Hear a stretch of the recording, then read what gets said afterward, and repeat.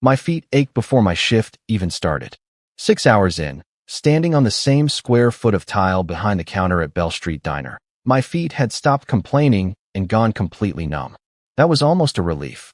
Table 9 needs coffee, Frank Doyle called from behind the register, not even looking up from the receipt tape jammed in his hands. On it, I said, grabbing the pot before the words finished leaving my mouth. Table 9 was an old man sitting alone. A heavy wool coat still buttoned to his chin like the cold outside had followed him in. His hands were folded on the table, steady, patient, nothing like the tired truckers and college kids who usually filled these booths at midnight. "Coffee, sir?" I asked. "Please." "Black," he said. His voice was low, careful, like every word cost him something to spend. I filled his cup and noticed the plate in front of him was empty except for crumbs. "Meatloaf special." My stomach growled just looking at it, and I hadn't eaten since noon. 20 minutes later, Frank waved me over to the register, his face tight in a way I recognized from 3 years of working under him. "Cards declined," Frank muttered, sliding a small black card across the counter toward me like it was contaminated. "Old man at 9. Third time I ran it." "Did you tell him?" "Just did.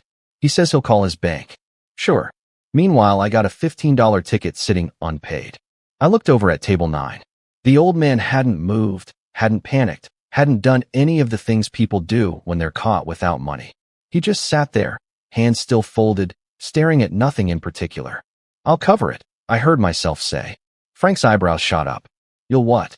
"I'll cover it. $15. Take it out of my tips." "Maya, you've been counting quarters all week for your mom's prescription. I watched you do it in the break room yesterday."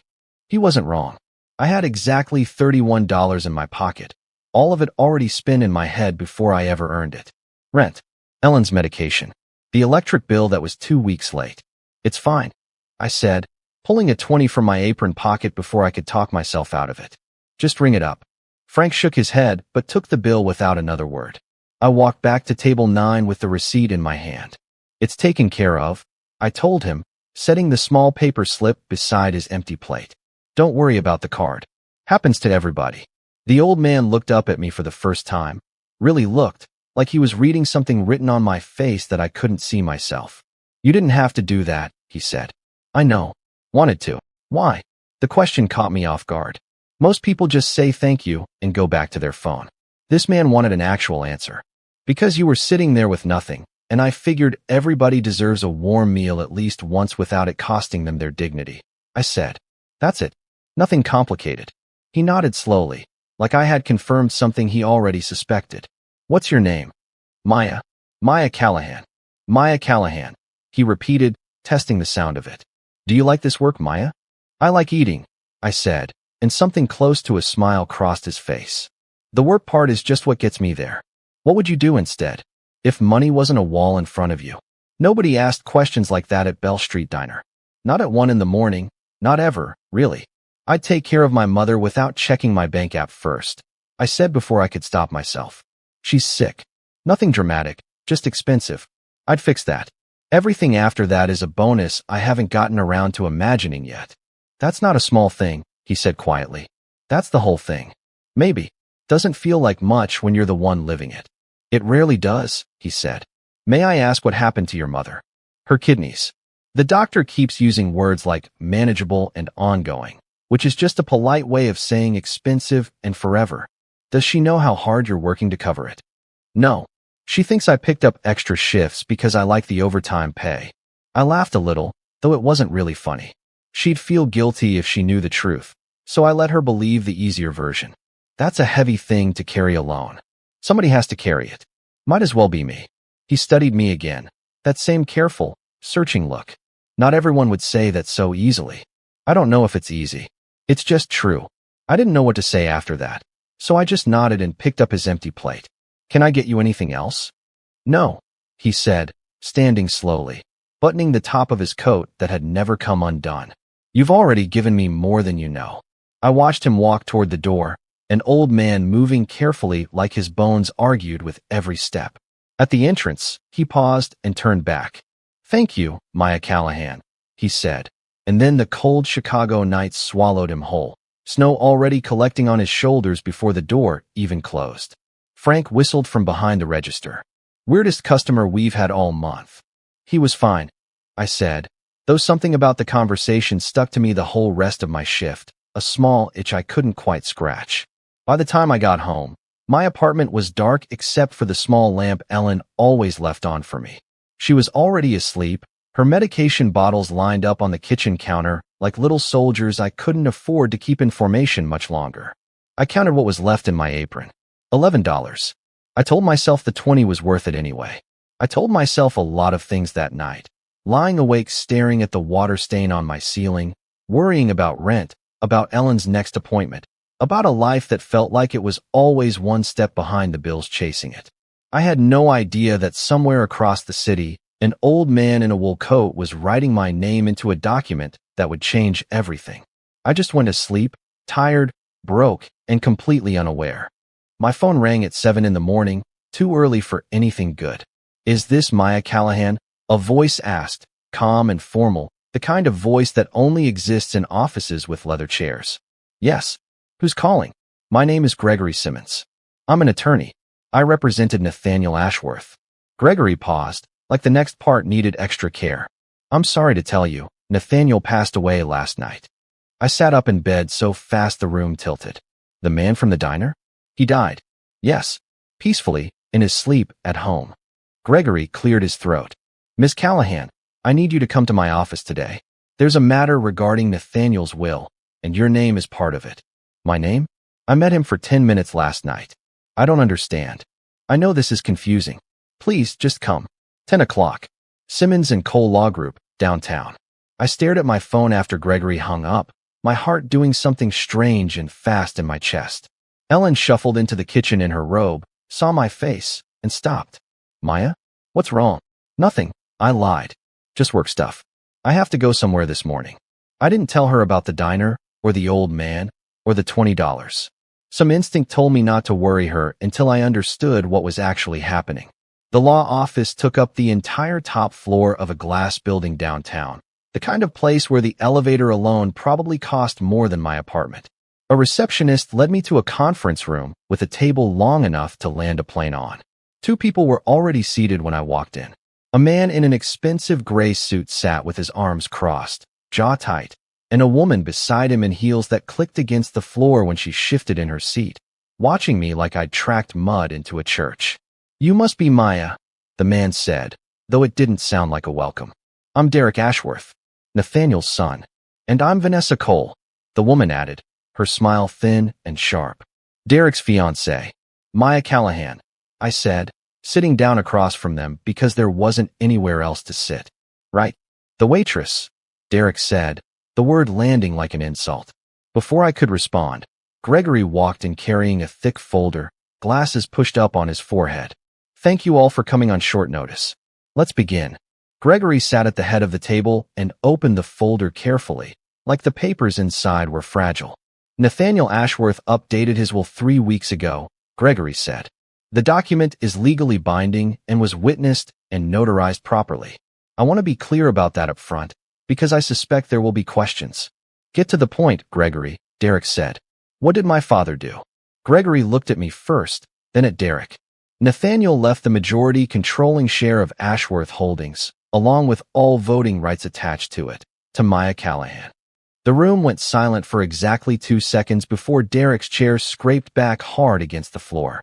"That's impossible," Derek said, standing now, both hands flat on the table. "Ashworth Holdings is worth over $1 billion. My father built that company from nothing, and he gave it to a waitress he met once." "I only met him once," I said, my voice shaking despite myself. "Last night, at the diner where I work." "I don't understand this either." "Convenient," Vanessa said, crossing her arms. "You just happen to be sitting there when a dying billionaire wanders in alone, and somehow you end up owning his entire company by morning." "I didn't ask for anything," I said. "I paid for his dinner because his card got declined. That's it. That's the whole story." "That's the whole story," Derek repeated, laughing without any humor in it at all. "You expect us to believe my father rewrote his entire will overnight because of a $15 meal?" "I don't expect you to believe anything," I said. "I'm as confused as you are." "Miss Callahan is telling the truth about the timeline," Gregory said, tapping the folder. The will was drafted and signed 3 weeks ago, not overnight. Nathaniel had been planning this for some time. 3 weeks ago, she hadn't even met him, Derek snapped. How do you explain that, Gregory? I can't explain Nathaniel's reasoning, Gregory said. But I can tell you the document is airtight.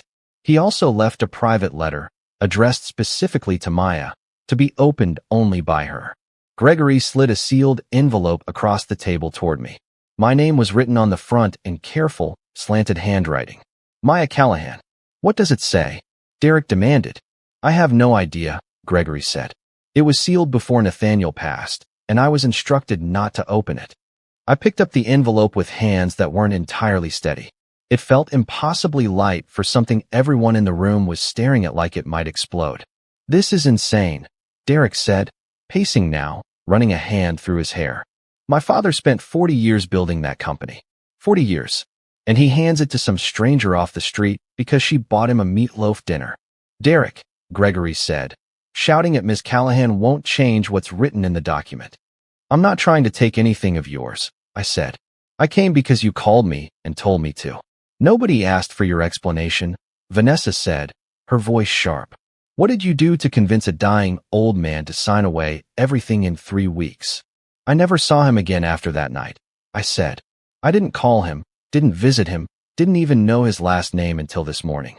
Check every phone record I own. We will, Derek said flatly. Count on it. Derek, Vanessa said, laying a hand on his arm, though there was nothing calming in her tone. We're not letting this stand. There has to be a way to challenge it. There's always a way to challenge a will, Derek said, turning to look directly at me for the first time since I'd sat down. And I promise you, Maya Callahan, I will find it. I didn't do anything wrong, I said, my voice smaller than I wanted it to be. That remains to be seen, Derek said. I looked down at the envelope in my hands, my name written by a man I'd known for 10 minutes at midnight, a man who was now gone, who had somehow decided I was worth more than his own son's inheritance. I had no idea why. I had no idea what came next. I just knew, sitting in that room full of people who already hated me, that my life had changed completely, and I hadn't been given a single choice in the matter. By Thursday, my name was on the news. I saw it first on Priya Shah's phone, shoved in front of my face before I'd even clocked in. Look at this, Priya said. Local waitress inherits billion-dollar empire after mysterious diner encounter.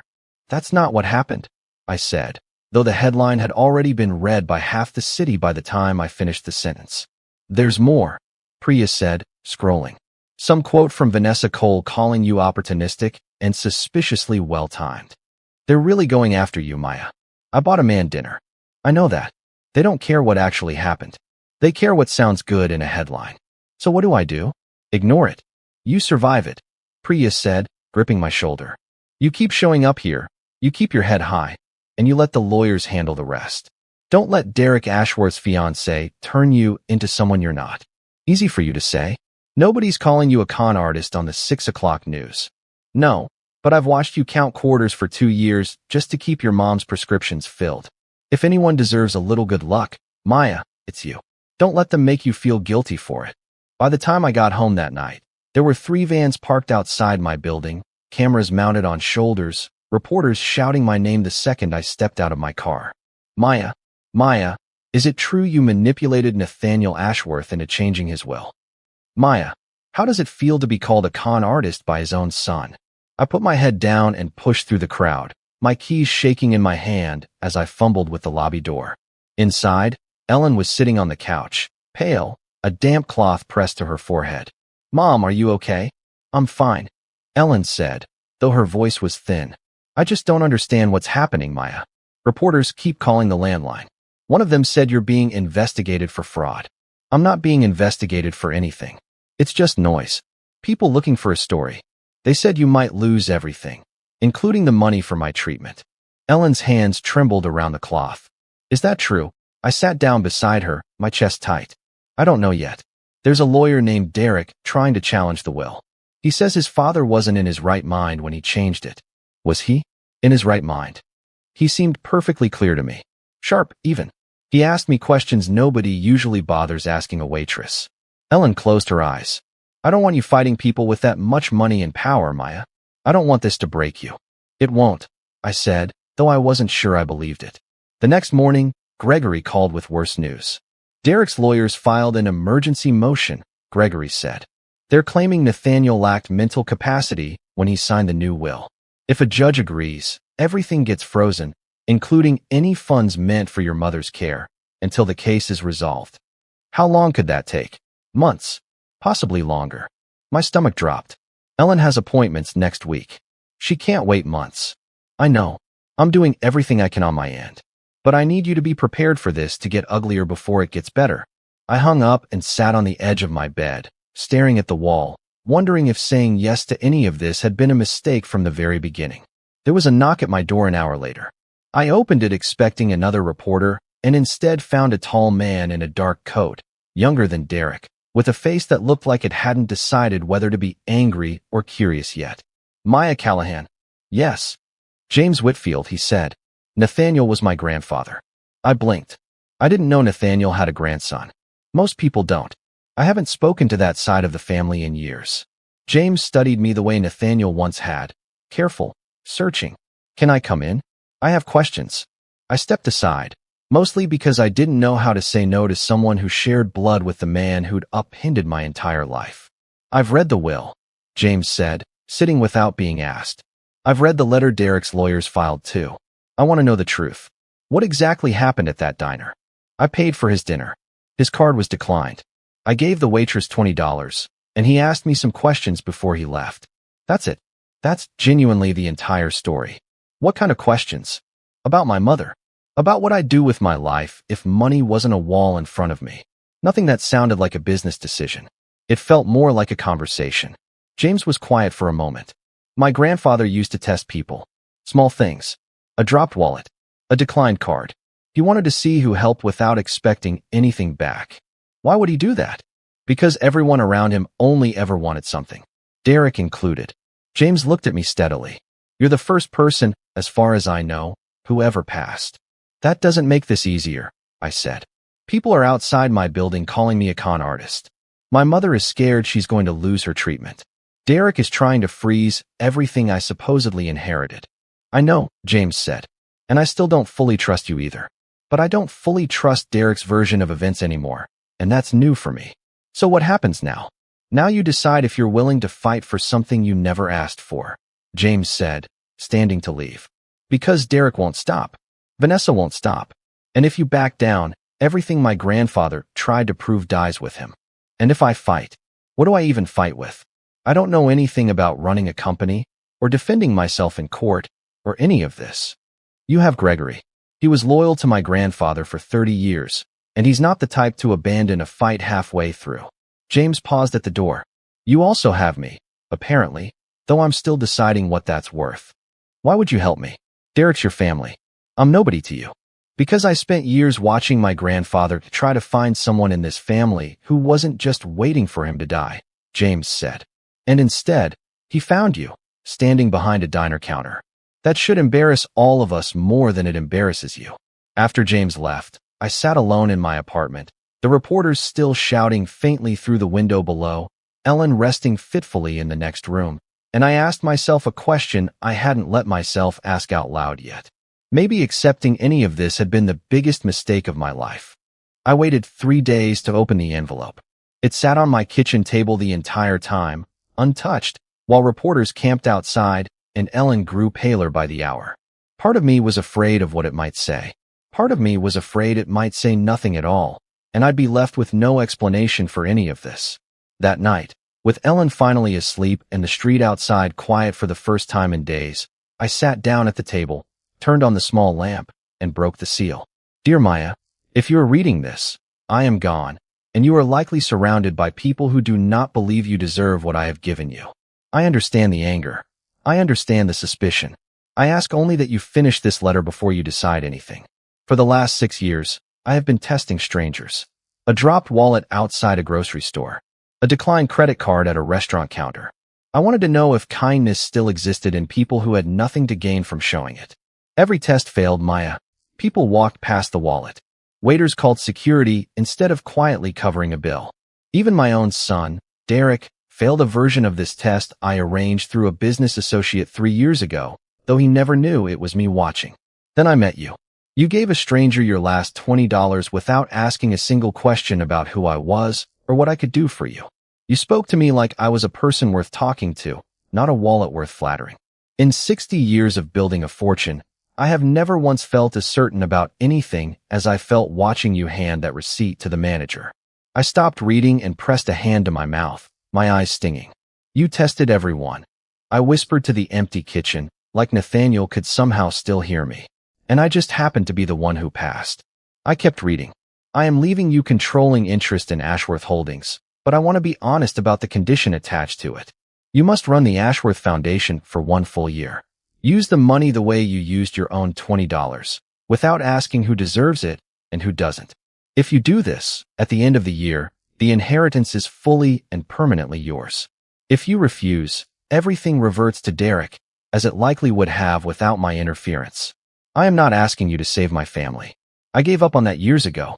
I am asking you to prove that what I saw in you was real, and to use it in a way my own children never could. Thank you, Maya Callahan, for the kindest $20 I have ever received. Nathaniel Ashworth. I sat there for a long time after I finished reading, the letter trembling slightly in my hands, my chest tight with something I couldn't quite name.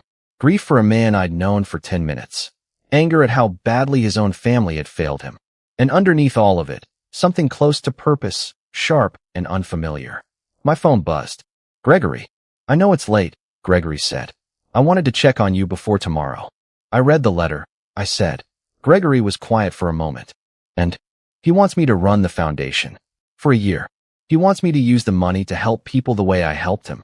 That's a real condition, Maya. Legally binding. If you accept, you're committing to something much bigger than surviving a lawsuit. I know.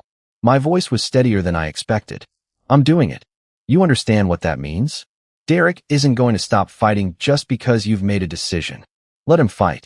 I'm not doing this for the money anymore, Gregory. I'm doing it because Nathaniel saw something in me that his own family couldn't manage to have. I'm not going to let that be for nothing. There's something else you should know, Gregory said, his tone shifting. James called an hour ago. He heard from a contact at Derek's firm that Derek and Vanessa met with a document specialist yesterday, someone not on any official employee list. My stomach turned. What does that mean? It might mean nothing. Or it might mean Derek is preparing to manufacture evidence against you. Gregory's voice was careful. I can't prove anything yet. But I'd be lying if I said it didn't worry me. Let them try, I said, surprising myself with how little fear was left in my voice. Nathaniel spent 6 years looking for someone who wouldn't fold under pressure. I'm not about to prove him wrong in the first week. That's the spirit I was hoping to hear, Gregory said. Get some sleep, Maya. Tomorrow's going to be a long day. Gregory, one more thing. Yes. If Derek is really forging documents, can that end this whole thing? Could it work in my favor? If we can prove it, it wouldn't just end his challenge to the will, Gregory said. It could end his career. Fraud like that is criminal, not just civil. But proving it is the hard part. Right now all I have is a rumor from James. Then we need more than a rumor. Agreed. I'll start looking into the document specialist tomorrow morning. Quietly. If Derek's suspects were watching, he'll cover his tracks faster. Thank you, Gregory, for believing me when you didn't have to. Nathaniel trusted you with everything he built, Gregory said. The least I can do is make sure that trust wasn't wasted. After we hung up, I called Priya, even though it was almost midnight. You're still up? Priya asked, voice groggy. I read the letter. That woke her up fast. And what did it say? He tested people for years, Priya. Wallets, decline cards, all of it. Everyone failed except me. Now he wants me to run some foundation for a year, using the money to help people the way I helped him. Maya, that's enormous. I know. And I'm doing it. Good. Priya said, no hesitation at all. You've spent your whole life taking care of everyone else for nothing in return. Let the universe pay you back for once. It's not about payback. It's about not letting Nathaniel be wrong about me. Same thing, if you ask me, Priya said. Get some sleep. I'm proud of you, whatever Derek and his forged paperwork are planning. You didn't back down. That matters. After we hung up, I read the letter once more, slower, letting every line settle into place. Then I folded it and set it beside my bed, where I could see it first thing every morning from now on. Whatever Derek and Vanessa were planning across the city, I decided that night I would meet it standing exactly where Nathaniel had first seen me, unwilling to walk away from someone who needed help, even when helping cost me everything. Gregory called me on a Tuesday morning, his voice tighter than I'd ever heard it. "We found something," Gregory said. "James found it, actually. I need you at the courthouse tomorrow." "Found what?" "Proof. Real proof, not rumors this time. I'll explain everything once we're there. Just trust me, Maya. Tomorrow changes everything." I barely slept that night, running through every version of what could possibly be waiting for me. By the time I walked into the courtroom the next morning, Derek was already seated at the opposing table, sharp suit, jaw tight. Vanessa beside him in a chair that looked too small for how big she was trying to seem. James was waiting near the front, a thin folder tucked under his arm. "You look terrified," James said quietly. "I am. What did you find?" "You'll see. Just watch Derek's face when Gregory starts talking." The judge called the room to order, and Derek's lawyer stood first, launching into the same argument I'd heard before, that Nathaniel lacked the mental capacity to rewrite his will, that Maya Callahan had manipulated a dying man. Then Gregory stood, folder in hand, calm in a way that made the whole room lean forward. "Your Honor, before we address the will itself, I'd like to submit evidence relevant to the credibility of the challenging party." "Objection," Derek's lawyer said instantly. "Relevance, Your Honor. Your Honor, the credibility of the party bringing this motion goes directly to the weight this court should give their claims," Gregory said. "I'd ask for the court's patience while I lay out the full picture." "I'll allow it," the judge said. "Proceed carefully, Mr. Simmons." Gregory continued, unshaken. 3 years ago, Derek Ashworth falsified financial records to hide personal funds from his father during a company audit. I have the original documents, along with testimony from the accountant who was pressured into signing off on them. Derek shot up from his seat. "That's a lie." "Sit down, Mr. Ashworth," the judge said sharply. Gregory continued, unshaken. "Additionally, this past week, Mr. Ashworth attempted to forge new documents suggesting Nathaniel Ashworth's mental health had deteriorated before his death. Documents supposedly signed by a physician who, when contacted directly, confirmed she never treated Nathaniel Ashworth and had never seen these papers before yesterday." The courtroom buzzed. Derek's lawyer flipped frantically through papers on the table, whispering something urgent to Derek, who sat rigid, color draining from his face. "This is fabricated," Derek said louder now. "Someone is setting me up." "Mr. Ashworth," the judge said, "I'd advise you to remain silent unless your counsel instructs otherwise." James leaned toward me. "Watch Vanessa." I looked over. Vanessa's expression had gone cold, calculating, already pulling away from Derek in her body language even before anything else happened. Gregory placed a final document on the table. "This is a recorded conversation between Vanessa Cole and the forger hired to produce the falsified medical records. In it, Ms. Cole explicitly instructs the forger on what language to use to match Nathaniel Ashworth's supposed decline. That recording is illegal," Derek's lawyer said weakly. "It was obtained by a private investigator working within the bounds of state law," Gregory said. "I'd be happy to have my associate walk the court through the specifics." Derek turned toward Vanessa. "You told me this would work. You said nobody would ever trace it back." "Don't," Vanessa said quietly, not even looking at him. "Don't you dare put this on me in open court. You're the one who found the forger," Derek said, voice rising. "You're the one who said we needed something stronger than just questioning my father's judgment." "Order," the judge said. "Both of you, be quiet, or I will have you removed." I sat frozen, watching two people who had spent weeks calling me a con artist unravel in front of a room full of strangers. I didn't feel triumphant. I felt something closer to sadness, watching Derek's whole face collapse in real time. The judge called a recess to review the evidence. In the hallway outside, Derek's business partners, 2 men I recognized from news photos, were already on their phones, voices low and urgent. "We're pulling out," one of them said, not bothering to lower his voice enough. "I'm not attaching my name to a fraud investigation." Derek tried to stop them. "This is a misunderstanding. Give me a week to sort this out." "You had years to sort out hiding money from your own father," the man said. "We're done, Derek." Vanessa walked past without a single word, her heels clicking down the hallway at a pace that made it clear she wasn't planning on stopping for anyone. "Vanessa," Derek called after her. Wait. We can fix this together. We just need to get our story straight before the criminal referral goes anywhere. She stopped, finally, just long enough to turn around. There's no together anymore, Derek. There's you, and whatever mess you're standing in. I'm not going down with you over a fortune that was never mine to begin with. You're the one who pushed for this, Derek said. You said it would work.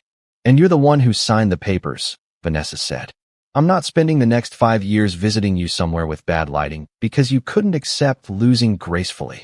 She turned and walked away, and this time Derek didn't call after her again. James stood beside me, watching the same scene unfold. I didn't want this, James said quietly. Whatever Derek's become, he's still my cousin. Family, even if it's broken family. Then why did you help expose him? Because my grandfather spent his whole life trying to find someone in this family who wouldn't lie, cheat, or manipulate their way to what they wanted, James said. Derek had every chance to be that person. He chose this instead.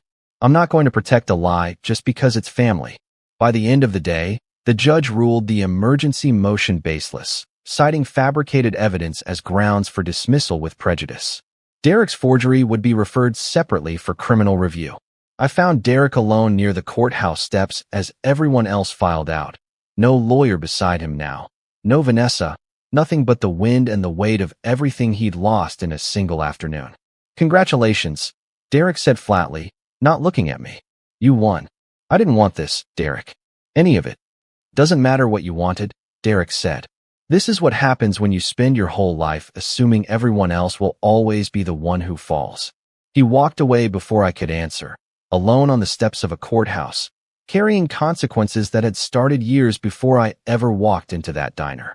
6 weeks after the courthouse steps, Gregory called with the news I'd been waiting for.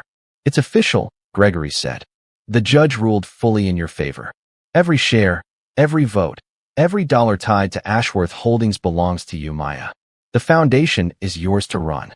I sat down slowly on my kitchen chair, the same chair where I'd read Nathaniel's letter weeks earlier. I don't know if I'm ready for this. Nathaniel didn't choose you because you were ready, Gregory said. He chose you because you show up anyway. That's the whole point. The first thing I did wasn't build anything or announce anything to the press. The first thing I did was call Ellen's specialist and schedule the full treatment plan she'd been putting off for 2 years, the one we could never afford before. Maya, this is too much, Ellen said, sitting across from me at our kitchen table, her hands trembling around a mug of tea. You don't have to spend a fortune on me. I'm not spending a fortune, Mom. I'm fixing the one thing that's been sitting on my chest every single day since you got sick. I reached across and squeezed her hand. Let me do this. Please. Ellen's eyes filled, and for the first time in months, I watched some of the fear finally leave her face. 2 months later, I stood in front of a small staff at the newly restructured Ashworth Foundation, James beside me, Gregory near the back of the room, Priya sitting in a chair she absolutely did not need to be sitting in, but insisted on anyway. I want to explain something before we start, I said to the room. Nathaniel spent years testing strangers quietly, watching who helped without expecting anything back. I want this foundation to keep doing exactly that, but out in the open. We find people who show unexpected kindness, small acts, nothing dramatic, and we help them the way I once helped a stranger at a diner counter. So we're basically hunting for good people, Priya said, grinning. Basically, I said. Feels like the least I can do, considering how it worked out for me. James caught my eye from across the room. Nathaniel would have liked hearing you say that out loud. I keep waiting to feel like I know what I'm doing, I admitted to him afterward, once the room had cleared out. Running a foundation. Making decisions worth millions of dollars. None of it feels like something I'm actually qualified for. Nobody ever feels qualified for the thing that ends up mattering most, James said. My grandfather built an empire from nothing and told me once he still felt like an imposter most mornings, even at 80 years old. That's not exactly reassuring. It's not supposed to be reassuring, James said. It's supposed to be honest. The program launched within a month. A bus driver in Ohio who paid a stranded passenger's fare received funding to finally open the community center he'd been dreaming about for a decade. A teenager in Detroit who gave up her lunch money for a homeless veteran outside her school got her family's overdue mortgage paid off overnight. Small acts, quietly rewarded, exactly the way Nathaniel had once rewarded mine. Derek's name came up only once more. A short email arrived one evening. No subject line, just 3 sentences sitting alone in my inbox. I was wrong about you. I'm sorry for what I put you through. I hope the foundation does something my father would have been proud of. I read it twice, sitting alone at my kitchen table, the same table where everything had started weeks before. I thought about typing something back, some kind of forgiveness, some kind of closure he was probably hoping for. Part of me wondered if answering would make me the bigger person. Another part of me knew that some wounds don't heal just because the person who caused them finally noticed the damage. I didn't answer. Some apologies arrived too late to mean anything beyond acknowledging the damage was real. I let it sit unanswered, not out of cruelty, but because some circles don't need closing from both sides to still be finished. On a cold evening in December, almost a year to the day since I first met Nathaniel Ashworth, I found myself back at Bell Street Diner, sitting at table 9 out of some instinct I didn't fully examine. Frank Doyle brought me coffee without needing to ask what I wanted anymore. "Feels strange having you sit on this side of the counter," Frank said. "Feels strange being here at all," I admitted. "Good strange, though." A young man sat down 2 tables over, thin jacket for the weather outside, counting change from his pocket with the same careful, quiet panic I remembered from counting my own coins a year earlier. I watched Frank walk over, watched the young man's face fall slightly as he checked his pockets one more time. I didn't think about it. I didn't need to.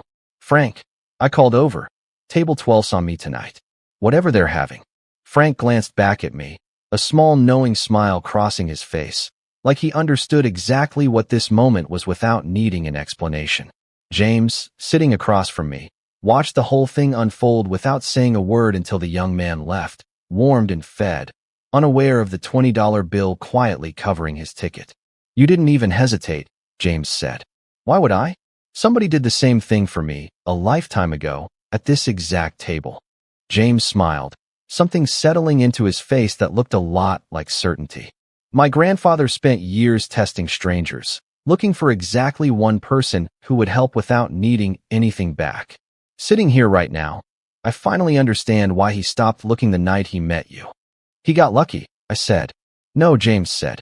"He got exactly what he was looking for. There's a difference." I looked around the small diner, snow collecting on the windows outside just like it had the night everything started, Ellen healthy and waiting for me at home. A foundation quietly changing lives across the country because one tired waitress once handed over her last $20 without asking a single question.